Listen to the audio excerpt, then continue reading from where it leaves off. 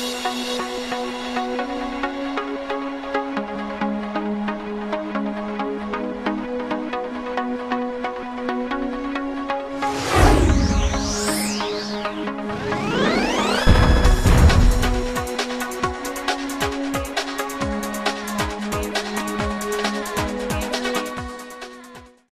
you having any health problems and looking for the right solution?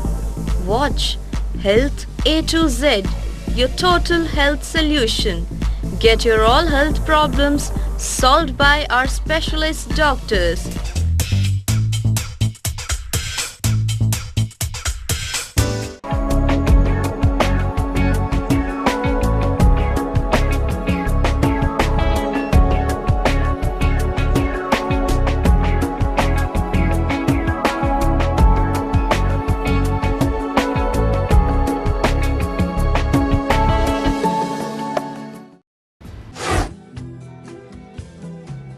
नमस्कार दोस्तों, मैं ज्योति आप सबका स्वागत करती हूँ जी भारती के health show A to Z में।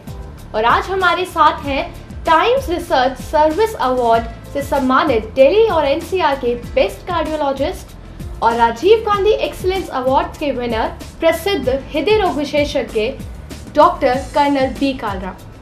सर, आपका स्वागत है हमारे health show A to Z में। सर, आज हमें बताइए हार्ट अटैक और एंजाइना के बारे में। हृदय को ब्लड सप्लाई 3 धमनियों या आर्टरीज से मिलती है। यह इस तरह की 3 आर्टरीज आप समझ लीजिए। इन 3 आर्टरीज में अगर कहीं पूर्णतः ब्लॉक हो जाता है, टोटल ऑक्लूजन, तो वह हार्ट के एक पोर्शन की ब्लड सप्लाई को कट ऑफ कर देता है और उस पोर्शन में ब्लड सप्लाई ना जाने की वजह से वो पोर्शन डेड हो जाता है। उसको हम लोग हार्ट अटैक बोलते हैं।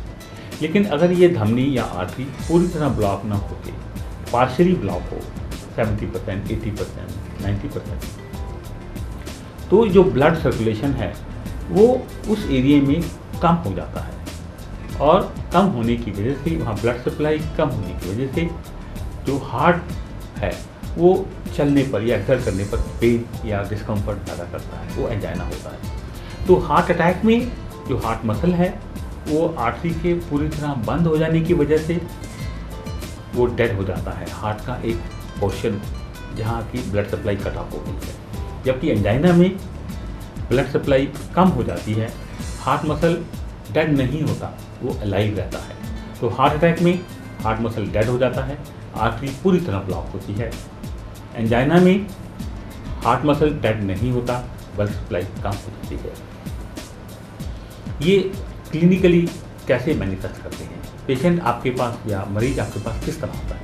हार्ट अटैक में यूजुअली चेस्ट के सेंटर में, लेफ्ट साइड में, कभी राइट साइड में, आर्म में, लेफ्ट आर्म, राइट आर्म में भी हो सकता है, नेक में, हेड में, बैक में या पेट के ऊपर वाले हिस्से में डिस्कम्फर्ट या पेन होता है, जो कि प्रोलॉन्ग होता है। यूजुअली 20 मिनट से ज़्यादा, 30 minutes, 40 minutes, 1 hour prolong pain होता है। जबकि एंजाइना में यही पेन या डिस्कम्फर्ट कम ड्यूरेशन के लिए होता है। एंजाइना में पेन जब आप एक्सर्ट करते हैं, जब आप वॉक करते हैं, जब आप स्टेयरकेस क्लाइंब करते हैं या अपहिल क्लाइंब करते हैं, तो डिस्कम्फर्ट इसी एरिया में जो आपको मैंने बताए हैं, centre of the chest, left side, right side, arm में, नेक में, बैक में, पेट के ऊपर वाले हिस्से में या दांत में, जॉ में भी जा सकता है। तो डिस्कम्फर्ट अगर प्रोलॉन्ग्ड है तो यूजुअली हार्ट अटैक या अनस्टेबल एंजाइना की वजह से होता है। अगर वो शॉर्ट ड्यूरेशन है, एक्सर्शन पे आता है या इमोशनल डिस्टर्बेंस पे आता है और उस एक्सर्शन के डिसकंटिन्यू करने से डिसअपीयर हो जाता है या नाइट्रेट्स की टैबलेट्स या स्प्रे लेने से वो इम्प्रूव हो जाता है, तो एंजाइना है। एंजाइना में हार्ट मसल अलाइव होता है, हार्ट अटैक में हार्ट मसल की डेथ हो जाती है। यह ज़रूरी है कि जब हार्ट अटैक हो रहा है तो जल्दी से जल्दी ट्रीटमेंट लिया जाए। जल्दी से ट्रीटमेंट लेने से उस धमनी के, उस आर्टरी के खुल जाने से जो हार्ट मसल है वो डेड होने से बच जाता है। धन्यवाद सर, आपने हमें हार्ट अटैक और एंजाइना के बारे में बताया। और अब हमारे दर्शकों को बताइए कि इनसे कैसे बचा जा सकता है।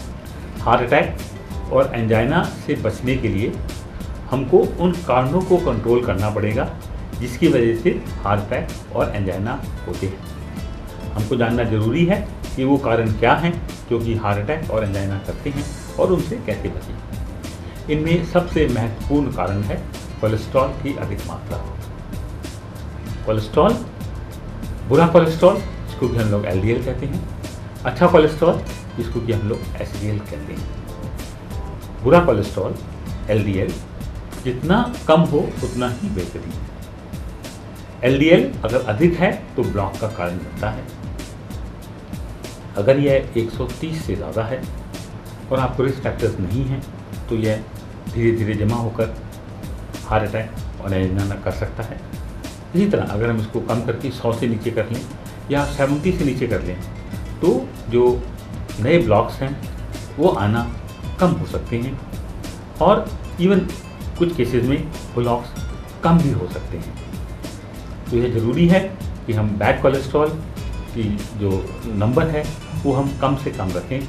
प्रेफरेबली अगर आपको डायबिटीज़ या रिस्क फैक्टर्स हैं तो 70 से नीचे, और अगर आपको रिस्क फैक्टर्स नहीं हैं तो 100 और 130 के आसपास ये रहे तो आपको ब्लॉक होने की संभावना कम हो जाती है। इसी तरह जो अच्छा कोलेस्ट्रॉल है वो जितना अधिक होगा उतना ही अच्छा है।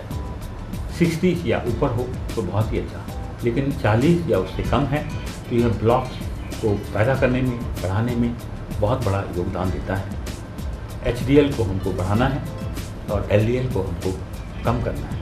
तो हमने देखना है कि हम ये बैड कोलेस्ट्रॉल LDL को कैसे कम कर सकते हैं और अच्छे कोलेस्ट्रॉल यानी HDL को कैसे बढ़ा सकते हैं। LDL को कम करने के लिए हमको वो सब चीज़ें नहीं खानी हैं जिनमें कि कोलेस्ट्रॉल या सैचुरेटेड फैट्स होते हैं। देसी घी, मक्खन, मलाई, आइसक्रीम, पनीर, दूध, होल मिल्क जिसको होल जो मिल्क कहते हैं, पूरे वसा जो फुल फैट मिल्क के सेवन से, रेड मीट जो बकरा या सूअर का मीट है, येलो ऑफ एग, ये एक सैचुरेटेड फैट और कोलेस्ट्रॉल के बहुत ही भयानक सोर्स होते हैं। इनका परहेज करना है। हिंदुस्तान में आप किसी भी कोने में चले जाएं, आपको जगह जगह मिष्ठान भंडार मिलेंगे जहां आपको देसी घी की मिठाइयाँ, खोए की मिठाइयाँ मिलेंगी। खोया एक कंसनट्रेटेड कोलेस्ट्रॉल है, एक कंसनट्रेटेड पॉइजन है और खोए से बनी मिठाइयाँ कंसनट्रेटेड पॉइजन ही हैं, उन्हीं का दूसरा रूप है। अगर आप बर्फ़ी खाते हैं, अगर आप रसगुल्ले खाते हैं, अगर आप देसी घी की मिठाइयाँ खाते हैं तो अपने ब्लॉक्स को बढ़ा रहे हैं। कोशिश रहे कि इन चीज़ों का सेवन कम से कम करें या ना करें। अच्छे कोलेस्ट्रॉल को बढ़ाने के लिए एक्सरसाइज, वॉक्स, एरोबिक्स एक बहुत अच्छा तरीका है।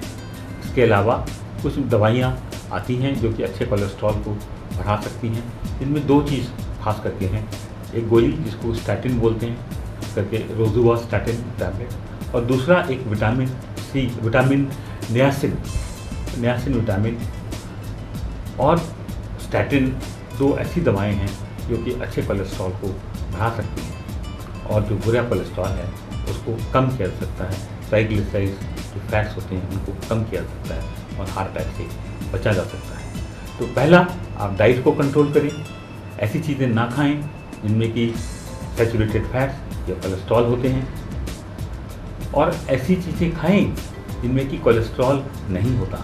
फल, ज़ीरो कोलेस्ट्रॉल, आप कोई भी फल खाएं उनमें किसी किस्म का कोई कोलेस्ट्रॉल नहीं होता। रेड मीट की जगह आप वाइट मीट ले सकते हैं। फिश, खास करके फ्रेश वाटर फिश बहुत ही अच्छा सोर्स होती है ओमेगा 3 फैटी एसिड्स का, जो ट्राइग्लिसराइड्स को कम करती है, हार्ट फ्रेंडली है। तो आप एक स्मार्ट डाइट लें, वो स्मार्ट डाइट है फिश वेजिटेरियन। तो आप वेजिटेरियन डाइट लें जिसमें कि कोई कोलेस्ट्रॉल नहीं होता और फिश वेजिटेरियन बन जाएं। Fish vegetarian diet is a smart diet. अगर आपको हार्ट अटैक से बचना है तो आप फिश वेजिटेरियन बन जाइए। अभी हमने जाना अच्छे और बुरे कोलेस्ट्रॉल के बारे में, जो कि हार्ट अटैक और एंजाइना का मुख्य कारण है। और अब ब्रेक के बाद हम जानेंगे हार्ट अटैक और एंजाइना के अन्य कारण, और ये भी जानेंगे कि इनसे कैसे बचा जा सकता है।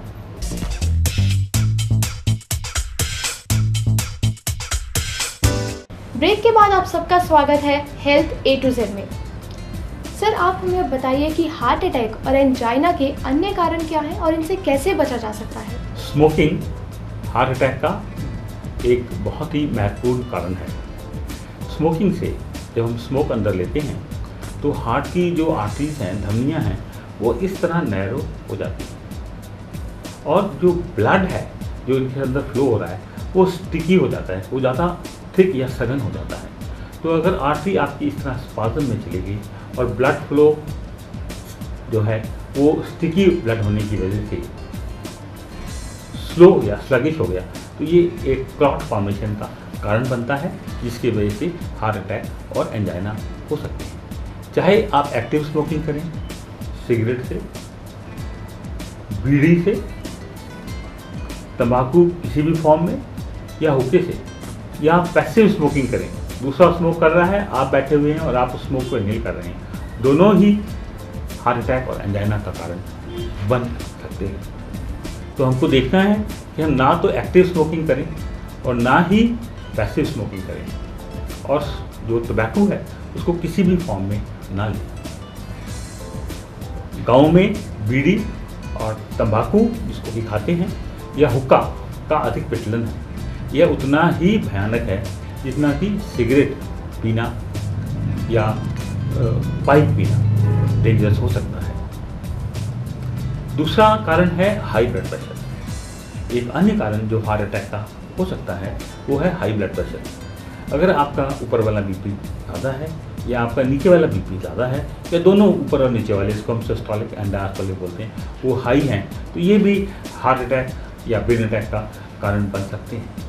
हमको देखना है कि हम धूम्रपान तो बिल्कुल ना करें और अपना बीपी अगर हम हाई है, वो ज़्यादा है, तो उसको 130, 120 ऊपर वाला और नीचे वाला 70, 80 के आसपास रखें।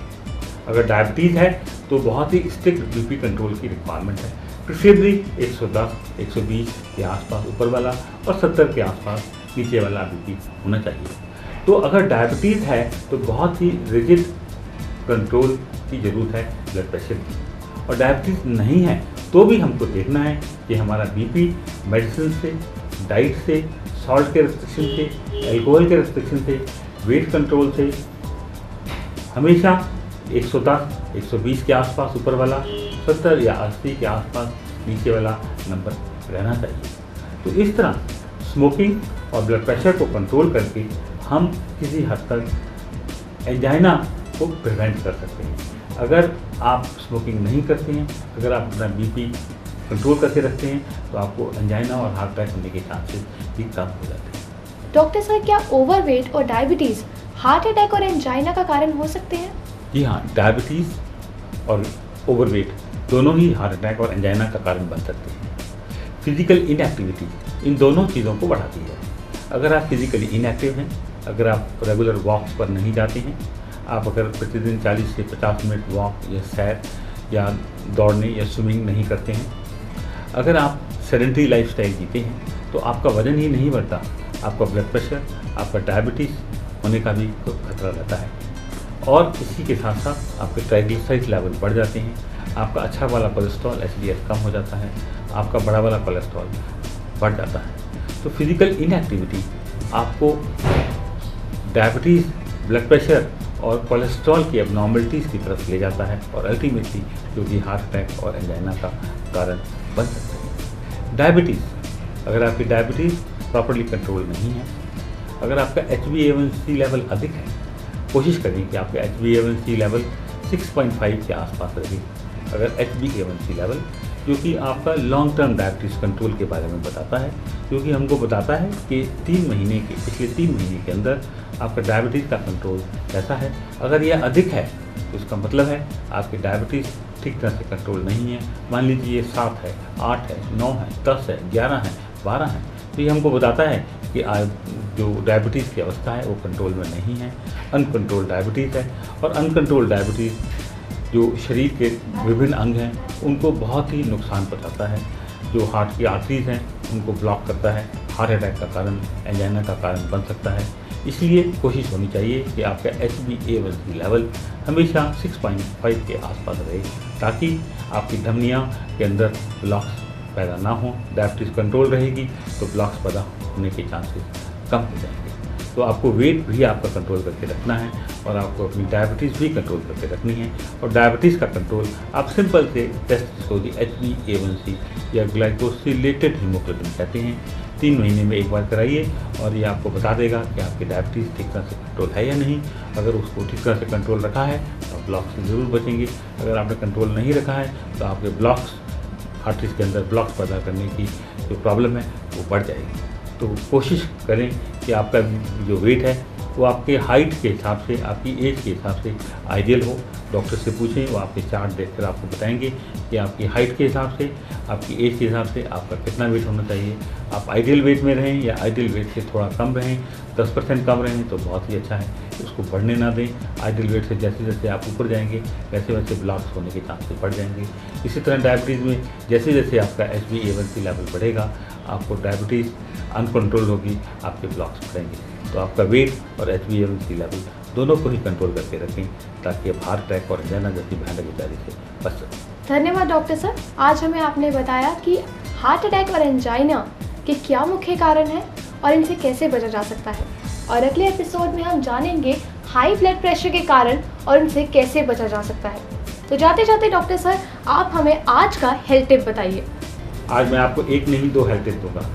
पहला ये, अगर आपको हार्ट अटैक और एंजाइना से बचना है तो बी फिजिकली एक्टिव, यानी कि आप फिजिकली एक्टिव रहें, सेडेंटरी लाइफस्टाइल ना जिए। दूसरा टिप है बी फिश वेजिटेरियन, यानी कि आप अपनी डाइट में फिश लें, फ्रेश वाटर फिश, और वेजिटेरियन डाइट लें। तो वेजिटेरियन डाइट और फ्रूट्स में कोई कोलेस्ट्रॉल नहीं होता, 0 कोलेस्ट्रॉल होता है। तो 2 टिप हो गए, बी फिजिकली एक्टिव और दूसरा बी फिश वेजिटेरियन, और उसमें फल और फ्रूट्स और वेजिटेरियन डाइट लें जिसमें कि कोई कोलेस्ट्रॉल नहीं होता, 0 कोलेस्ट्रॉल है। Thank you.